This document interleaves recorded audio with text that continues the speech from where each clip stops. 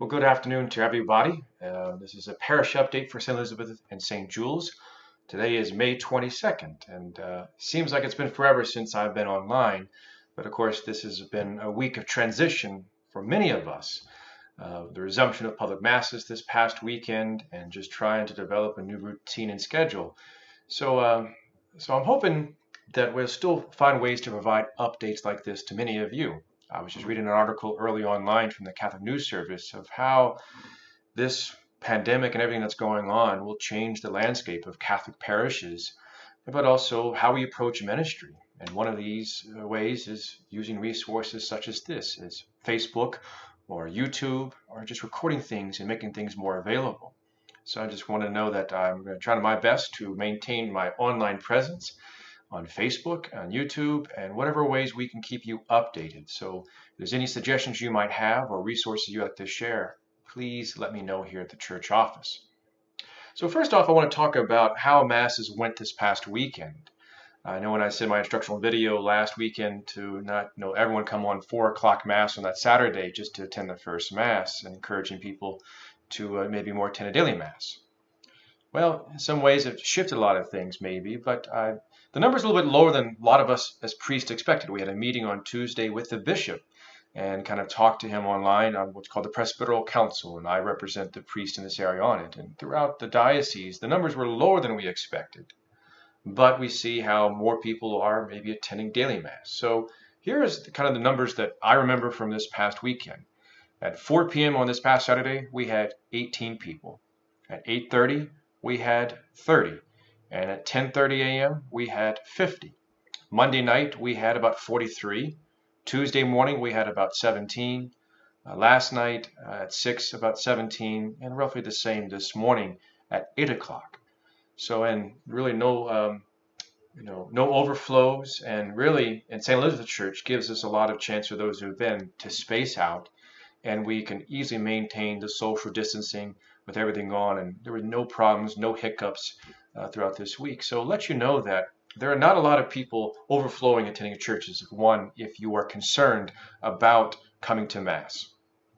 And just know that the Sunday obligation has been removed in the sense that you don't have to attend Mass on the weekend. But as I say in my Bulletin article, and I encourage you, which you can go find on our church website on the very front page, or also we are printing some out and putting the very back of the church, running people that even though we don't have an obligation to attend Mass on Sunday, we should still make it a holy day of lifting our minds up to the Lord, whether we watch a Mass on TV, we do our Liturgy of the Word service, we pray our rosary, read the scriptures, or we still need to find a way to make Sunday a day for the Lord, that be the priority of the beginning of your day, and the rest of the day can continue on. So just kind of let you know about that, but also just as of right now, masses are not overflowing. I'd say we reached the max of maybe a third of our capacity. So I encourage you, maybe considering to coming to Mass. Hopefully that gives you some encouragement, especially on those masses for the weekdays, especially Tuesday, Thursday, and Friday. The attendance is not that great as far as too many people. So if that makes you maybe a little more comfortable maybe attending. I do ask, if you do attend Mass, still please to wear a mask. If you need a mask, please let us know. We have bought a few of the surgical masks that you see a lot of doctors wear, but also we know there's people in the community who have made masks, especially for kids. If you need a mask, please let us know at the office so that we can provide those resources to you, or at least get you in contact with somebody who has it. But also, too, is that I know some people are uncomfortable wearing masks all throughout Mass. So one of the suggestions we talked about as priest of this meeting on Tuesday is that if you need to loosen your mask during Mass, it's okay. The main thing is when you're walking in and then truly sitting down, that if you need to remove it a little bit or loosen it up just to breathe, that's okay. The biggest thing is when you're moving around, say it's coming up for communion or leaving. Those are times you really need to be wearing it, because then you're spreading everything around. I know some people are very unhappy about they have to wear masks going to Mass. But it's not more just with everything. It's not just about us. It's also keeping those around us safe and feeling somewhat safe. We do disinfect after every Mass to the best of our ability. Are we going to reduce all risk? No, but we're doing our best so that just for this time being, when you do come to Mass, please wear a mask. I think the requirement is, anyone above the age of 2 or 3, but try your best for that. Also know as you walk into the church, will all be baskets as you walk in. So if you have your envelopes for your tithing, you can drop it off. But it's not just for weekend masses, it's for every mass that we have. Because I know some people are maybe only coming to weekday masses. So that way you don't have to mail it in or drop it off here at the office at Belrose. So please know that at every mass there will be baskets as you walk in, labeled for the collections, and you can drop it off whether going in or on your way out. The one thing we do need is if you are a lector or maybe interested in being a lector, we do need some help during the week, especially in some weekends. And so we do have a sign up for just kind of taking it almost 2 weeks at a time. If you are a current minister and maybe seen a schedule sent out a while back, you can just throw that away. All we need right now is one lector per mass to help out. And then if one of those things can change, we'll let everybody know. But if you're interested in becoming a lector and helping us at Mass, please let me know and I'll get you set up. Again, talking about the bulletin, knowing that we'll have some copies in the very back of the church, as well as it's on our church website. Now, if you know someone who's not attending Mass now and is not receiving it by mail, we've been mailing out some of them, please contact our church office and let Wendy know, and we'll try to get some in the mail to them each week until this kind of period where people feel comfortable coming back to Mass. Also, in the back of the churches, we're going to make sure it's available. First is that the June edition of The Word Among Us is now available. And so we're going to be putting that in the very back. And again, like we did for Easter, spreading that out over all, the surface so you're not kind of grabbing it from a pile. And also in the very back of the churches is now they are printing the Catholic Commentator once again. And so we'll have those in the back of every church. But if you'll notice on the very front page is us. They came to the 10:30 Mass on Sunday morning, and we made the front page of the Catholic Commentator. So please, if you get a chance, grab a copy. There's a message from the bishop and some other things in there. All right, so let's talk about preparing for Mass and everything else too. Is that I just wanted to review it with everybody, our Mass schedule, since I was talking about that. So what we have here is I posted it on the front page of the website. I know it's on our Facebook page and has been mailed out through Flocknote. Our Mass time, Saturday is normal, 4 p.m. Sunday morning, 8:30 and 10:30 a.m. So again, note that new time. For most people, that word got out, but I know as people start coming back, maybe get used to the old 10:45 time. I'd like to see if we can make this a permanent change, just kind of more of a consistent schedule. And then as you'll see for the week, it is kind of a consistent schedule. Monday night, 6 p.m. Tuesday morning, 8 a.m. And then Thursday, 6 p.m. Friday, 8 a.m. As of right now, all Masses will still continue to be at St. Elizabeth, just as it's a little easier and we've got the good flow and structure going on. Well, again, I leave this to reevaluate at any time. Maybe we're to move some things back over to St. Jules. But for right now, things seem to be working well at St. Elizabeth. And as the crowds increase then, and maybe it's going to be easier just to maintain at St. Elizabeth for right now.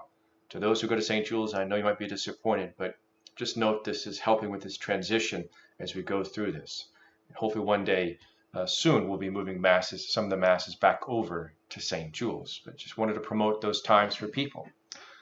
I know that people have been asking about confessions and adoration. And so I wanted to use this week just to see what Masses would be like and how many people are attending. And I had quite a few people ask me after Mass, what about confession? So here is going to be now the confession times. So Saturday will still continue at 3 p.m. And that's another thing too about using St. Elizabeth. That confessional, we can maintain that good social distancing, especially if you want to come face to face, that we can be far enough away, both wearing masks, and it'll be comfortable. And so that helps to having the Masses over at St. Elizabeth at the time being. And then what I'm going to do is, starting for daily Mass, is having confessions 30 minutes before each daily Mass. And so I'll try to work on providing some examinations of conscience on our church website.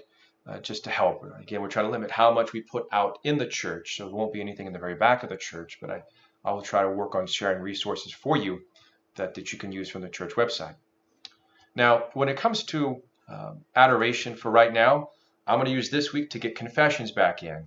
And then hopefully the first week of June, we'll add adoration time back in. And my thought is to use Monday and Thursday evenings, kind of like we did beforehand at St. Jules, have it for about an hour before those two masses. As of right now, I don't want to add in an all-day adoration like we had on Tuesdays in the past, just for right now, until we get a better sense of how things would be going, and then also what the governor tells us on June 1st. So I'm thinking about restarting adoration times again that first week of June, starting just with those 2 days. And then if there's a greater request for more and longer times, we will work on that and see how we can make things work for everybody. Let me make sure I go through my list here, looking at things, make sure I get everything covered for this parish update.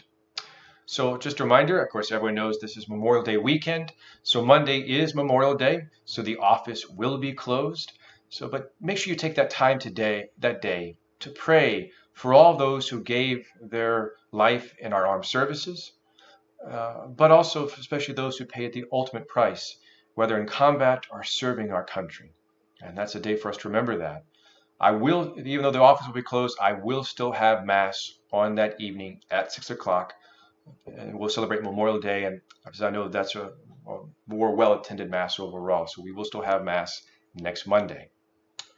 Also, next week we will have our food bank. As you know, that in the past we've had usually it's the very last weekend of the month.